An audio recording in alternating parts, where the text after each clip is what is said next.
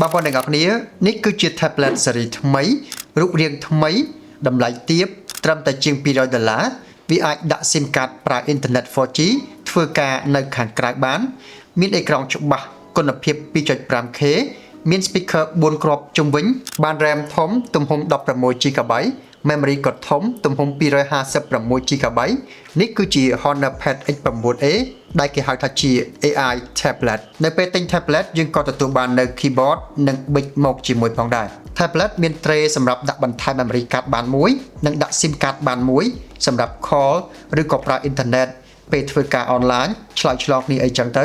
នឹងការកំសាន្តជាដើមនៅខាងក្រៅដោយមិនចាំបាច់ត្រូវការ hotspot ទេនិយាយពីអេក្រង់របស់ tablet គឺជាប្រភេទ LCD មានទំហំ 11.5 អ៊ីនដែលទំហំប៉ុណ្ណេះគឺមិនធំពេកនិងមិនតូចពេកតែវាមានខ្នាតអេក្រង់វែងដែលល្អសម្រាប់ការមើលវីដេអូព្រោះវាសល់គែមខាងលើនិងខាងក្រោមតិចហើយគុណភាពបង្ហាញរបស់អេក្រង់គឺខ្ពស់ដល់ទៅ 2.5K ហើយជាប្រភេទអេក្រង់ 10 bit ទៀតដែលបង្ហាញរូបភាពបានច្បាស់ពណ៌ដិតស្រស់ល្អអញ្ចឹងមិនថាយើងប្រើសម្រាប់ការកម្សាន្តដូចជាមើលវីដេអូឬក៏ការធ្វើការទេយើងប្រកាសជាពេញចិត្តអេក្រង់នេះយើងក៏ទទួលបាននៅ speaker ចំនួន4គ្រាប់ខាងនេះ2និងខាងនេះ2ដែលឮខ្ទរធ្ងន់ល្អមែនទែនពេលមើលរឿង Hollywood ដែលជាធម្មតាខ្ញុំបើកសំឡេងប្រហែលជា 30 ទៅ 40% ទេប៉ុណ្ណឹងគឺវាឮគ្រប់គ្រាន់ហើយ And some of my dearest friends, in this case, every major nuclear power and a handful of minor ones, have asked me to deliver this key. ហើយល្បឿន refresh rate របស់អេក្រង់គឺ 120Hz ដែលធ្វើឲ្យចលនាលើអេក្រង់ហ្នឹងរត់បាន smooth ល្អមិនតាក់ទេចំពោះកម្លាំងម៉ាស៊ីន Honor Pad X9a មកជាមួយនៅ chip Snapdragon 685ទំហំ6 nanometer បាន RAM 8GB ដែលអាចបូកបន្ថែម 8GB ទៀតដែលគេហៅថា RAM Turbo memory ក្នុងម៉ាស៊ីនទំហំ 256GB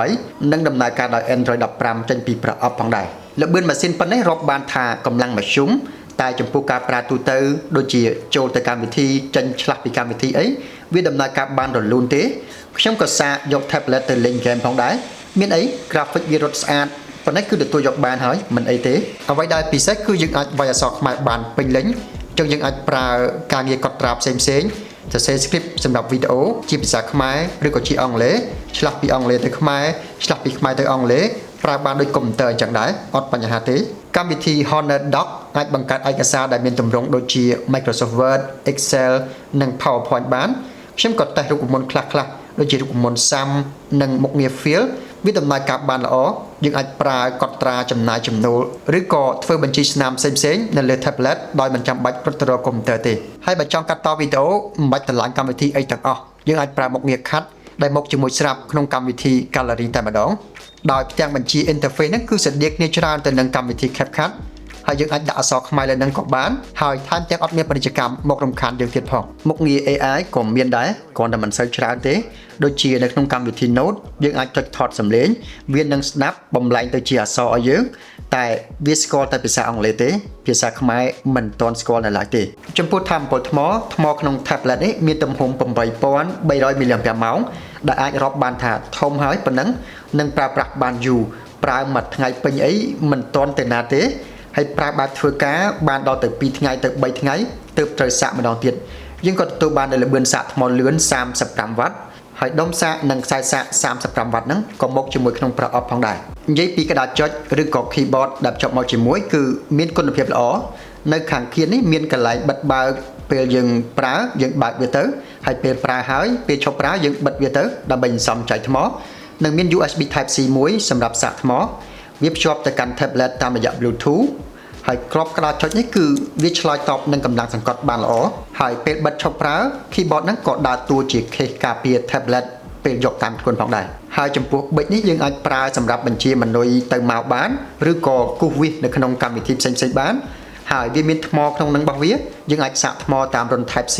ហើយដើម្បីប្រើគឺយើងគូសលើគូតវា2ដងដើម្បីបើកឬក៏បិទទៅវិញនិយាយពីរូបរាងខាងក្រោយគេរចនាជា2កាត់ហើយមានកាមេរ៉ាធំមួយនៅខាងគៀនទំហំ8 megapixel សម្រាប់ scan ឯកសារអីចឹងទៅអត់មាន flash ទេ